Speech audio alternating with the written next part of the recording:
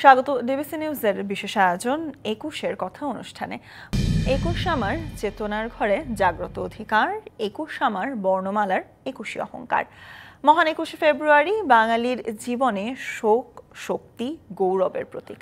মাতৃভাষা বাংলা রক্ষা করতে প্রাণ দিয়েছিলেন সালাম, বরকত, রফিক, জব্বার, শফিক সহ আরও অনেকেই। আর সেই শোকাবহ দিনটির স্মরণেই সব পথ যেন মিলে গেছে শহীদ বেদিতে।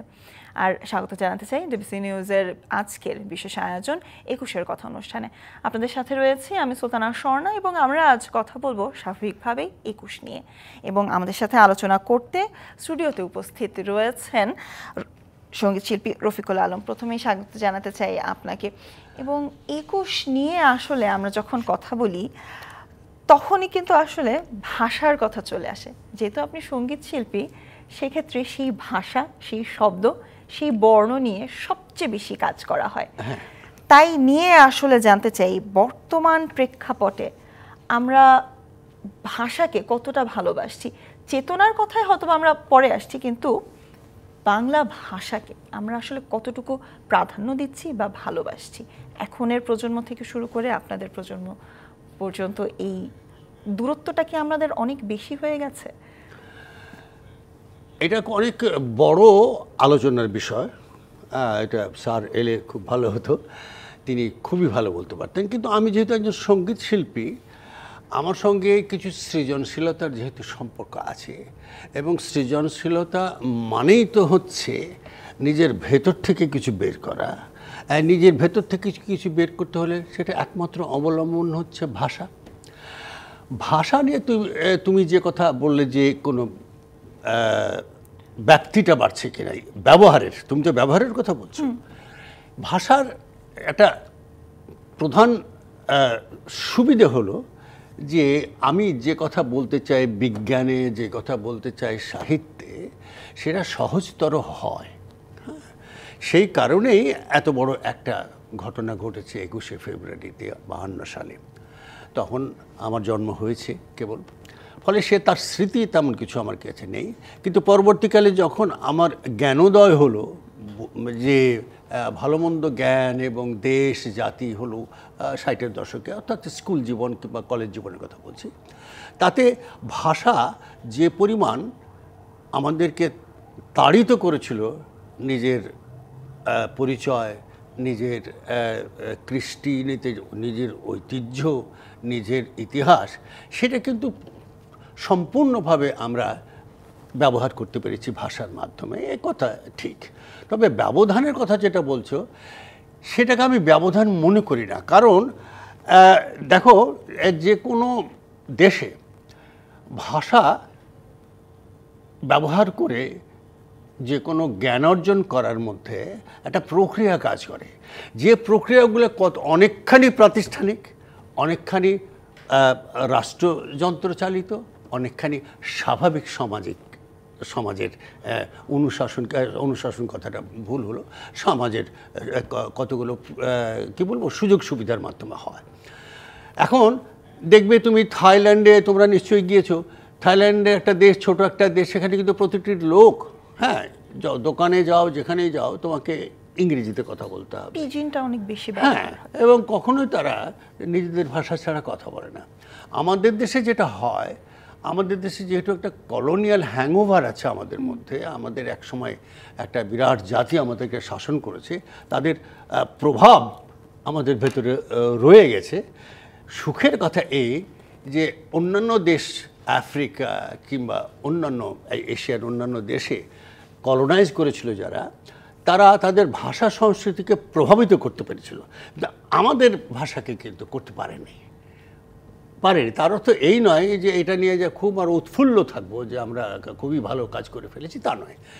সেটা হলো যে আলোচনাটা আমাদের দেশের, আমি অত বড় আলোচনা করতে পারবো না কিংবা অত জ্ঞানগর্ভ কথা বলতে পারবো না, তবু বলছি। আমি যেহেতু আমার একটা ছোট্ট আমার জীবনের একটা অধ্যায় আছে, আমি বাংলা একাডেমিতে ৯ বছর চাকরি করেছি এবং অনুবাদ, তারপরে অন্যান্য বিষয় নিয়ে আমি কাজ করেছি, সংস্কৃতি নিয়েও কাজ করেছি। সেখানে আমি লক্ষ্য করেছি পণ্ডিতরা, আমাদের পণ্ডিত মানুষরা বলতেন যে ভাষাকে অর্জন করতে গেলে অন্য ভাষাকে যেটা যেটা সবথেকে শক্তিশালী ভাষা সেই শক্তিশালী ভাষাকে হেফজ করতে পারা, কি শব্দটা কি বললাম যেন, হ্যাঁ, অর্থাৎ সেটাকে ভালোভাবে আয়ত্ত করা ছাড়া কিন্তু হয় না। বিজ্ঞান, তুমি কিভাবে বিজ্ঞান বাংলাতে করবে? হ্যাঁ, সম্ভব, সেটা কিন্তু সব দেশেই সম্ভব হয়েছে। জাপানে সম্ভব হয়েছে। আমি থাইল্যান্ডের আমাদের কিছু বন্ধুবান্ধব আছে, তাদের সঙ্গে গান নিয়ে আলাপ করে দেখেছি, তারা কিন্তু করতে পেরেছে, আমাদের দেশেও হয়েছে। এবং সেটা কিন্তু শুধুমাত্র অনুবাদ দিয়ে হয় না। হ্যাঁ, আমি একটা কোয়ান্টাম থিওরির উপরে একটা বই অনুবাদ করতে বসে গেলাম, ওটা নয়, ওইটার মধ্যে চর্চার ব্যবস্থা থাকতে হবে, তাহলে উপযুক্ত পরিভাষাগুলো তৈরি করা যাবে।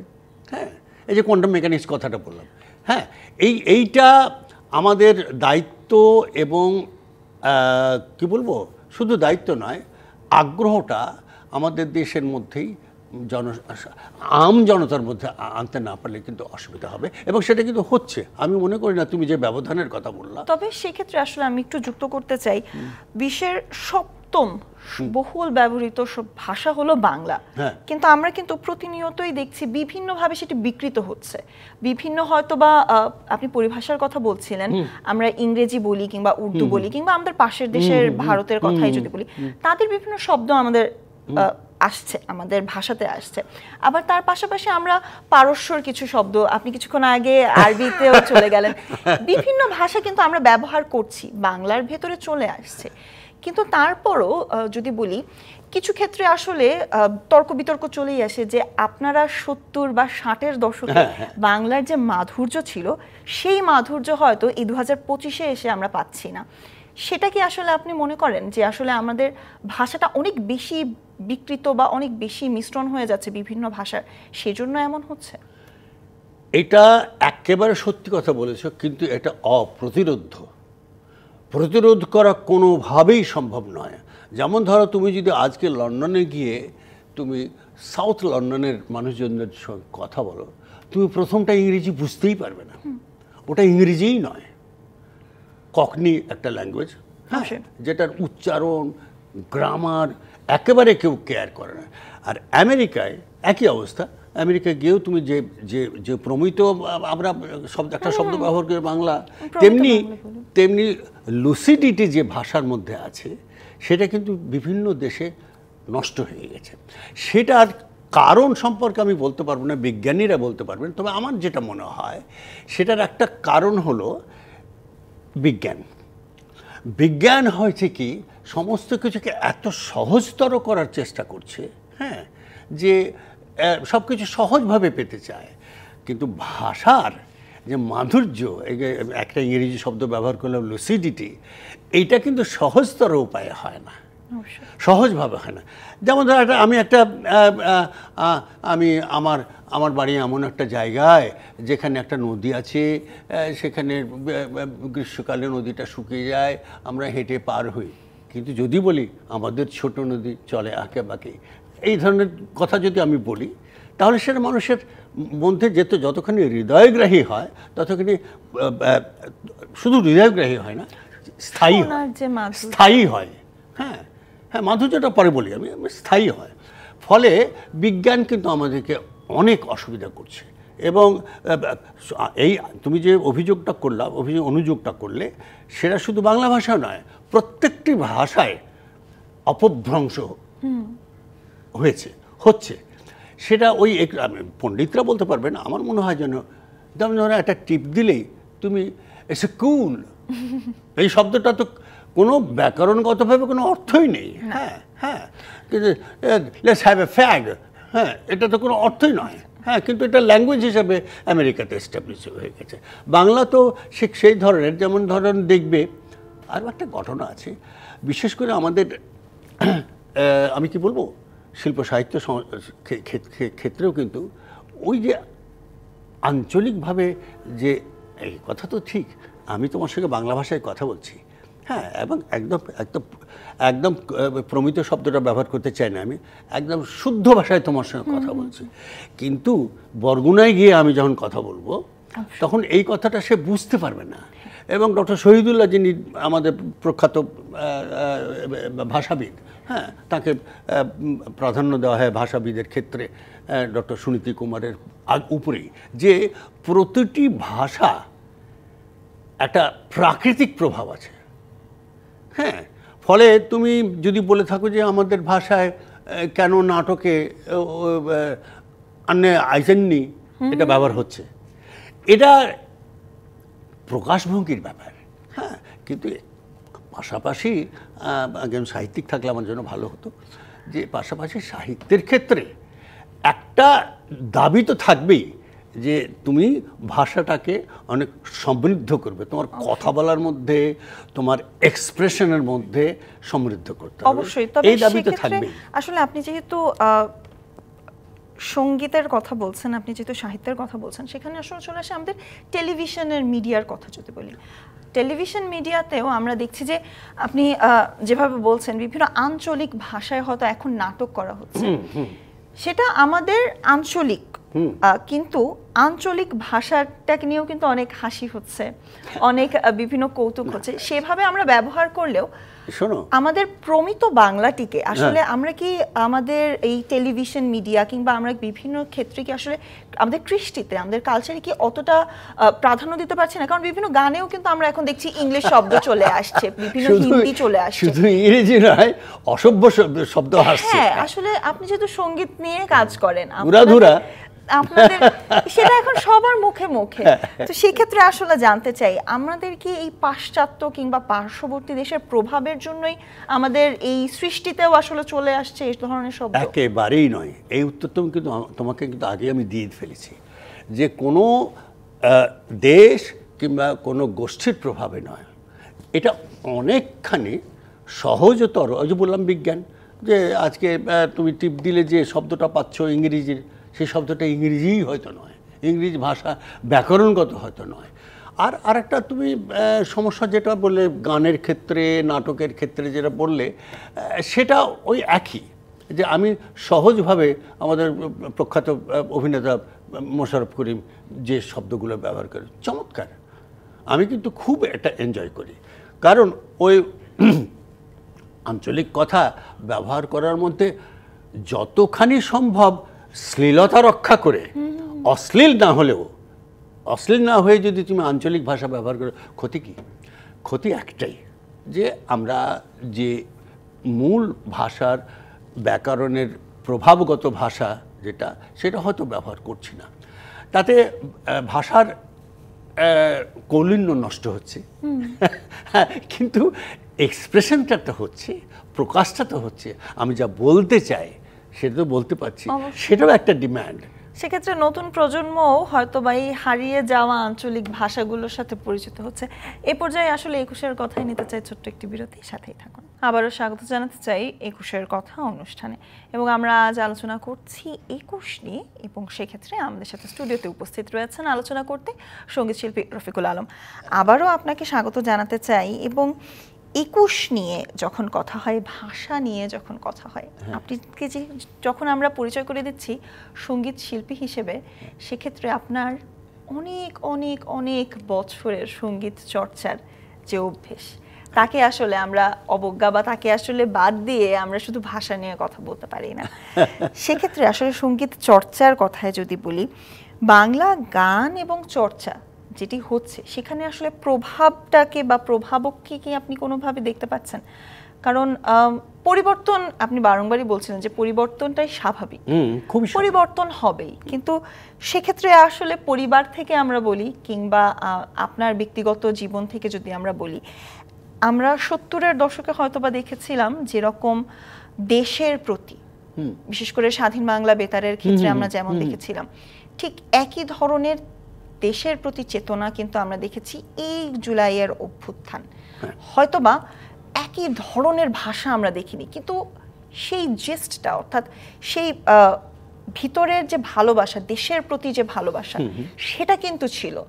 হয়তোবা এখনের প্রজন্ম নিজেদের ভাষায় সেটি বলেছে, হয়তোবা আপনাদের ভাষায় বলেনি, কিন্তু চেতনাটা কিন্তু ছিল। সেক্ষেত্রে আসলে জানতে চাই, দেশের প্রতি ভালোবাসা থেকে বারংবারই আমরা গানে চলে আসছি, বারংবারই আমরা প্রকাশ করার মাধ্যম খুঁজে বের করছি।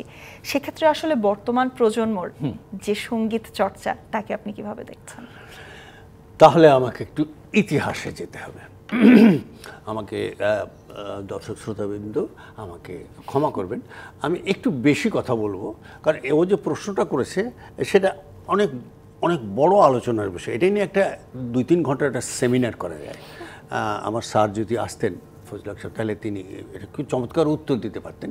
তবু আমি চেষ্টা করছি যে দেখো, আমাদের এই যে 21শে ফেব্রুয়ারি ভাষা আন্দোলন, আন্তর্জাতিক ভাষা দিবস, এটার তো একটা দিন নয় শুধু, হ্যাঁ, এটা একটা শুধু ঘটনা নয়, হ্যাঁ, এটা একটা জাতির অভিঘাত সৃষ্টি করেছে।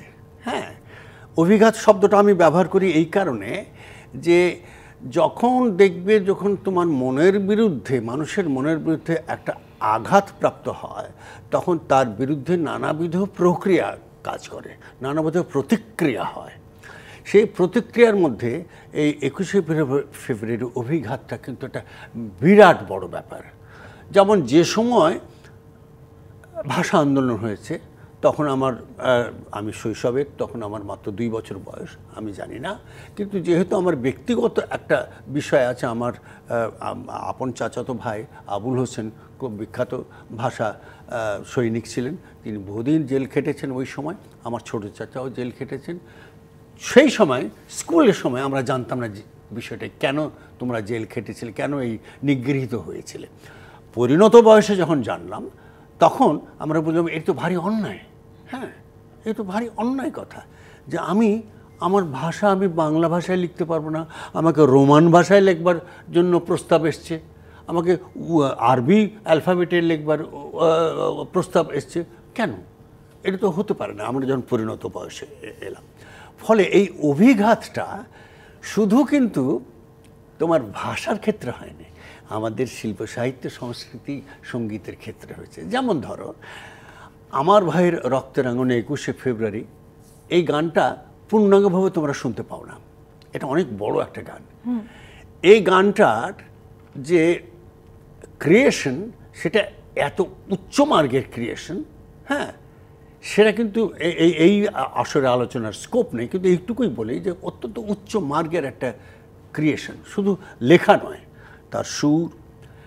যেমন ধরো, এই আমি কি ভুলিতে পারি, তারপরে কতগুলো জায়গা আছে, জাগো নাগিনীরা জাগো জাগো জাগো কাল বৈশাখীরা, এই যে এই পরিবর্তনগুলো, এবং তখনকার গানের কিন্তু এই কি বলবো, এই কোয়ালিটিটা ছিল না। 21শে ফেব্রুয়ারির পরেই এই জিনিসগুলো এসছে, অর্থাৎ সেটা কিন্তু ওই অভিঘাতের কারণে, যে পরিবর্তন, আমাকে নিজেকে প্রতিষ্ঠিত করতে হবে, আমার যে চেতনা আছে, আমি যে অন্য একটা স্বতন্ত্র একটা জাতি, আমি পাকিস্তানি, আমি বাঙালি, আমি মুসলমান, নাকি আমি ভারতীয়, এই যে একটা আমাদের ভেতরের একটা ফান্ডামেন্টাল আইডেন্টিটির একটা সংকট ছিল, যে আমি কে, এটা ভাঙতে সুবিধা করেছে কিন্তু এই 21শে ফেব্রুয়ারি। যে কারণে দেখবে যে গানটার কথা বললাম আমি, আমার ভাইয়ের রক্ত, তো সবাই জানো। এছাড়াও কিন্তু অসংখ্য কবিতা লেখা হয়েছে, গান লেখা হয়েছে, অনেক কবি তৈরি হয়েছে, অনেক সাহিত্যিক তৈরি করেছে এই 21শে ফেব্রুয়ারির উপর দাঁড়িয়ে। হ্যাঁ, ফলে এই অভিঘাতটা শুধু আমাদের জাতিকে নিয়ন্ত্রিত করেনি, একটা দিক নির্দেশনা দেখাতে পেরেছে যে আমি স্বতন্ত্র, আমার একটা স্বাতন্ত্র্য আছে, আমার একটা নিজস্বতা আছে। ফলে এই ভাষার যে প্রভাব, এইটা অনেকখানি কাজ করেছে। যেমন ধরো, শুধু আমরা ভাষা নিয়ে শুনি, কবি অতুল প্রসাদের লেখা ওই গান, মোদের গৌরব মোদের আশা আমরি বাংলা ভাষা, মাগো তোমার কোলে তোমার বলে কতই শান্তি ভালোবাসা আমরি বাংলা ভাষা। তো এটা হয়েছিল বঙ্গভঙ্গ রদ করবার জন্য। এই ধরনের, যে কিংবা ও আমার দেশের মাটি তোমার পরে ঠেকাই মাঠে। কিন্তু আমাদের 21শে ফেব্রুয়ারির পর যে গানগুলো রচনা হলো, যেমন ধর একটা গান ডক্টর আবু হেনা মোস্তফা কামাল সাহেবের লেখা, আমি একটু আত্মপ্রচার হয়ে যাবে, আমার একটা গান আছে, অসাধারণ একটা গান, যে গানটার মধ্যে একটা ইতিহাস 4 লাইনেই বিবৃত হয়েছে। এই রচনাগুলো কিন্তু 21শে ফেব্রুয়ারি না হলে, ভাষা আন্দোলন না হলে, এই আমাদের যে আন্তর্জাতিক ভাষা দিবসের সূত্রপাত না হলে হতো না। যেমন গাইছি একটু আমি, কথাটা এরকম দেখো, অপমানে তুমি জ্বলে উঠেছিলে সেদিন বর্ণমালা, অপমানে তুমি জ্বলে উঠেছিলে সেদিন বর্ণমালা, সেই থেকে শুরু, সেই থেকে শুরু, সেই থেকে শুরু দিন বদলের পালা, অপমানে তুমি জ্বলে উঠেছিলে সেদিন বর্ণমালা। দেখো 4টা লাইনে সমগ্র ইতিহাস বিবৃত হয়েছে। হ্যাঁ, এরকম অসংখ্য গান এবং কবিতা লেখা হয়েছে এই আমাদের এই আত্মত্যাগের যে ইতিহাস, যেটাকে আমরা সবসময় একজন শিশুও বলতে পারি যে এটা আমাদের চেতনার সূত্রপাত। হ্যাঁ, কিন্তু এর ফলে যে কাজটা হলো, তুমি যেটা বলছো যে ভাষার ব্যবহারটা পরবর্তীকালে আমাদের একটু ইন্টারাপ্ট হলো ওই বৈজ্ঞানিক কারণে, যে এখন মানুষ ভাষা নিয়ে বেশি সময় ব্যয় না করে আমাদের যে কোনো ইলেকট্রনিক ডিভাইসের মাধ্যমে চর্চাটা কমে গেছে। তারপর আরও একটা জিনিস অসুবিধা, আরও সমস্যা আমরা পড়ব অতি ভবিষ্যতে, এই যে আর্টিফিশিয়াল ইন্টেলিজেন্স যেটা এসছে, এই যে আমি তোমার সঙ্গে কথা বলছি, সঙ্গে সঙ্গে বাংলা, ইংরেজি, জার্মান ভাষায় ট্রান্সলেট হয়ে তোমাকে প্রিন্ট করে দেবে। জি। ফলে এই সমস্যাটা আমাদের আরও হবে, কিন্তু তার অর্থ এই নয় যে পৃথিবী থেকে বাংলা ভাষা নিশ্চিহ্ন হয়ে যাবে। এটা একটা অন্তরের সঙ্গে সম্পর্ক। এবং ডক্টর শহীদুল্লাহ, মোহাম্মদ শহীদুল্লাহ যিনি বলেছেন যে ভাষা কিন্তু অদ্ভুত ব্যাপার, প্রায় 50 মাইল রেডিয়াস, আমি কথাটা বোঝাতে পারছি না তোমাদের, রেডিয়াস অর্থাৎ আজকে আমি ঢাকাতে বসে আছি, আজ থেকে এখান থেকে যদি 50 মাইল দূরে যাও, এদিকে ওদিকে, উত্তরে, দক্ষিণে, পশ্চিমে তুমি যদি যাও, তো ভাষার ব্যবহার অদ্ভুতভাবে পরিবর্তন হয়ে যাচ্ছে। দক্ষিণে যাও একরকম একটা উচ্চারণ হচ্ছে, উত্তরে যাও একরকম, পশ্চিমে যাও একরকম। শুধুমাত্র পরিবর্তন না, ভাষার টানটাও হয়তো ওইটাই উনি যেটা বৈজ্ঞানিক বিশ্লেষণ দিয়েছেন, আমি একটু বলে নেই, তোমার কাছে মাপ চাইছি, যে ওটা নাকি তিনি বলতে চেয়েছেন যে একটা প্রকৃতির সঙ্গে সম্পর্ক আছে, মাস্কুলার বিহেভিয়ারের সঙ্গে সম্পর্ক আছে। আমি করতাম না, এটা নোয়াখালীর, হ্যাঁ, এইটাই রাজশাহীতে জন্ম বলে আমি করতে পারবো না। হ্যাঁ, এইটা ফলে আমি যেটা প্রসঙ্গটা থেকে একটু বেরিয়ে হয়ে গেছি, সেটা হলো যে ভাষাকে আক্রান্ত হতে হয়, কিন্তু ভাষা কখনো নিশ্চিহ্ন হয় না। অবশ্যই, এবং সেই ভাষায় বিপ্লব, বিদ্রোহ সবই প্রকাশ হয় এবং চলমান একটি প্রক্রিয়া। 21-এর কথায় নিচ্ছে ছোট্ট একটি বিরতি, সাথে থাকুন। আবারও স্বাগত জানাচ্ছি 21-এর কথা অনুষ্ঠানে, এবং আমরা আজ আলোচনা করছি 21 নিয়ে, এবং সেই জন্য আমাদের সাথে স্টুডিওতে উপস্থিত রয়েছেন সঙ্গীত শিল্পী রফিকুল আলম। আবারও স্বাগত জানাতে চাই আপনাকে ডিবিসিতে, এবং তার সাথে আসলে যদি আমরা বলি ভাষার বিবর্তন, ভাষা আন্দোলনের পরবর্তী সময়ে গানের ক্ষেত্রে কতটুকু পরিবর্তন, কতটুকু বিবর্তন, বিদ্রোহ, বিপ্লব, মাঝে আমাদের দেশ পরিবর্তন হলো, সরকার পরিবর্তন হলো, বিভিন্ন দুর্যোগ, দুর্ভোগ আমরা পেরিয়ে এখন 25-এ 52 থেকে 25 সব সংখ্যা দুটো পরিবর্তন হয়ে গেলেও বিবর্তন এবং পরিবর্তন কতটুকু আপনি লক্ষ্য করছেন? দেখো, বিবর্তন জিনিসটা তো স্বাভাবিক, খুবই স্বাভাবিক নিয়মে বিবর্তনটা হয়ে থাকে। কিন্তু ওই যে আরেকবার আমি এই প্রসঙ্গটা আসি, যে যখন কোনো, যেমন ধরো 15 থেকে 16 শতাব্দীতে পৃথিবীতে একটা বিরাট পরিবর্তন এসেছিল। বিশাল পরিবর্তন, যেটাকে আমরা রেনেসাঁ বলি। সব কিছুতে প্রবলেম, জীবন আচরণ, শিল্প, সাহিত্য, সঙ্গীত, রাজনীতি, সব ক্ষেত্রে পরিবর্তন এসেছিল দুটো কারণে। সেটা হলো রাজতন্ত্রকে ভেঙে দেওয়া। এখন এই রাজতন্ত্রকে, মনার্কিকে পৃথিবী থেকে উড়িয়ে দেওয়ার জন্য যে পরিমাণ ত্যাগ স্বীকার করতে হয়েছে তখনকার মানুষদেরকে, সেটা সমগ্র মানব জাতিতে একটা বিরাট আঘাত সৃষ্টি করেছিল। এই আঘাত শব্দটাকে আমি অভিঘাত বলি, যেটার উপযুক্ত অর্থ হয় না, তবু বলি আমি। যার ফলে দেখবে তার আর্কিটেকচারের স্টাইল, গানের স্টাইল, কবিতার স্টাইল অনেক পরিবর্তন হয়, যুগে যুগে পরিবর্তন হবে। যে কারণে আমাদের পণ্ডিতরাও কিন্তু আমাদের ভাষা আন্দোলনের 21শে ফেব্রুয়ারিকে কিন্তু একটা রেনেসাঁর তাৎপর্য খুঁজে পান। এবং একথাও ঠিক যে অনেক পরিবর্তন এসছে আমাদের এই 52 সালের এই আন্দোলনের ফলে, এই মৃত্যুর ফলে। হ্যাঁ, যেমন আগের দিনের গানের আমার কি গান লেখা হতো, লোকগীতি কিছু লিখতেন, মমতাজ আলী খান সাহেবরা লিখতেন, আমার মাই যা ভাই সাই যা ভাই কই, এই ধরনের গান লিখতেন তারা। লোকগান যদিও সেটাও একটা আবহমান কাল থেকে চলে আসে, তারপরে কিছু লিখতে হয়, নতুন করে লিখতে হয়। লালন পরে যে কবি কোনো লোককবি সৃষ্টি হবে না তা নয়, কিন্তু 52 সালের পরে যেটা বললাম আমি বারবার, যে আমার ভাই রক্তের আঙনে 21শে ফেব্রুয়ারি শুধু নয়, কবিতার যে পরিবর্তন এসেছে সেটার মধ্যে ভাষাগত অনেক পরিবর্তন এসছে, সুরেরও পরিবর্তন এসছে। সেটা কিন্তু অভিঘাতের কারণ। ওই ফ্রেঞ্চ রেভলিউশনের পরে যে ধরনের পরিবর্তনগুলো এলো শিল্প, সাহিত্য, সংস্কৃতিতে, আমাদের ছোট্ট একটা দেশ, ছোট্ট একটা ভাষার দেশ, কিন্তু তার যে ক্ষমতা, ভাষার যে একটা নিজস্ব ক্ষমতা আছে, সেটা আবার পুনরুজ্জীবিত হয়েছিল। এটা বহুবার আলোচনা হয়, 21শে ফেব্রুয়ারি এলেই আমরা এই আলোচনাটা করি। তবে সেই পরিবর্তনের কথা যদি আসলে বলি, বর্তমান প্রজন্ম 21শে ফেব্রুয়ারির কথা আসলে আমাদের মাথায় প্রথমেই আসে বইমেলার কথা। কিন্তু বইমেলাতে কিন্তু আমরা দেখছি যে এই পরিবর্তন, বিবর্তন, আগ্রহ নতুন প্রজন্মের ক্ষেত্রে অনেকটাই কমে যাচ্ছে।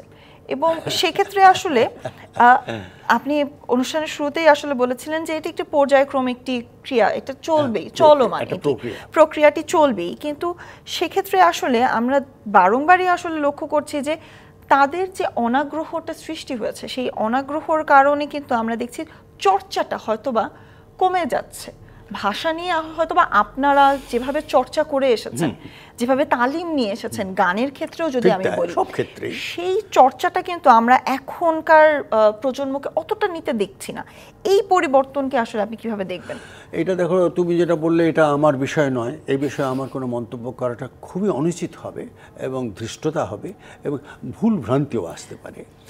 সেক্ষেত্রে আপনার পরিবার থেকেই যদি আমরা একটু শুনি, আপনার যতটুকু আপনি যা দেখছেন, লেখাপড়া কিংবা সামান্য অভিজ্ঞতা যেটা হয়েছে, সেখান থেকে বলতে পারি যে এইটা খুবই স্বাভাবিক, খুবই স্বাভাবিক যে আমি কেন বই পড়ব, আমি কেন একটা বইমেলাতে গিয়ে আমি এই দামি দামি বইগুলো কাঁধে করে কিনে নিয়ে আসবো, যেটা আমি যদি একটা টাচের মাধ্যমে পেয়ে যাই, একটা আঙ্গুলের স্পর্শের মধ্যে আমি যদি পেয়ে যাই, তাহলে আমি কেন পড়ব?